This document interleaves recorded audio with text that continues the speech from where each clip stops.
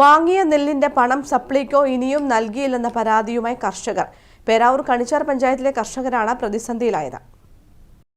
പേരാവൂർ കണിച്ചാർ പഞ്ചായത്തിലെ കർഷകരിൽ നിന്ന് വാങ്ങിയ നെല്ലിന്റെ വിലയാണ് ഇനിയും കർഷകർക്ക് ലഭിക്കാത്തത്. രണ്ടാം വിളയിൽ ലഭിച്ച നെല്ലാണ് സപ്ലൈകോയ്ക്ക് നൽകിയത്.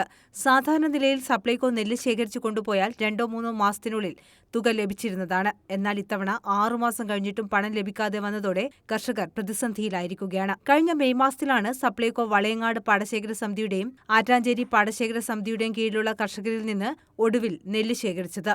വളയങ്ങാട് നിന്ന് 5 ടണ്ണിനടുത്ത് നെല്ലാണ് സപ്ലൈകോ സംഭരിച്ചത്. ആറ്റാഞ്ചേരിയിൽ നിന്ന് 3 ടണ്ണിനടുത്ത് നെല്ലും സംഭരിച്ചിരുന്നു. 28 രൂപ മുതൽ മുകളിലേക്കാണ് വില നിശ്ചയിച്ചിരുന്നത്. വളയങ്ങാട് പാടശേഖരത്തെ ഒരു കൃഷിക്കാരാണ്. ഞങ്ങൾ നെല്ല് ഉൽപ്പാദിപ്പിച്ച് എല്ലാ വർഷവും കുറേ ഭാഗം അരിയാക്കുകയും ബാക്കി ഭാഗം നമുക്ക് അരിയാക്കി കൊടുക്കാൻ പറ്റാത്ത ഭാഗം വരുന്നത് നമ്മൾ സപ്ലൈകോയ്ക്ക് കൊടുക്കുക ചെയ്യുന്നത്. വർഷങ്ങളായിട്ട് അങ്ങനെ ചെയ്തുകൊണ്ടിരുന്നു. ഈ കഴിഞ്ഞ വർഷവും എല്ലാ വർഷവും ഒരു 3 മാസം 4 മാസമൊക്കെ ഡിലേ ആവാറുണ്ട് പൈസയ്ക്ക്. ഇപ്പോൾ മെയ് മാസത്തിൽ കൊടുത്ത പൈസ, നെല്ലിൻ്റെ പൈസ ഇതുവരെ കിട്ടിയിട്ടില്ല, ഇന്ന് വരെ. അതായത് ജൂൺ 6 മാസം കഴിഞ്ഞു.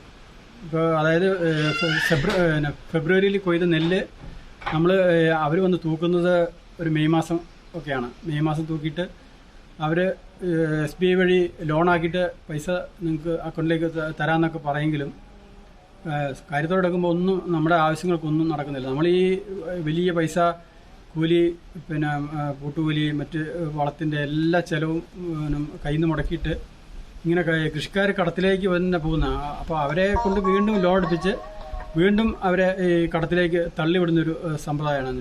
ജ്യോതി ഇനത്തിൽപ്പെട്ട നെല്ലാണ് നൽകിയത്.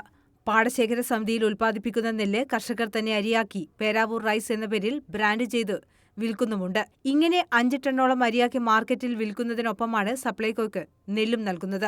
70% തവിടുള്ള അരിയാണ് മാർക്കറ്റിൽ നൽകുന്നത്.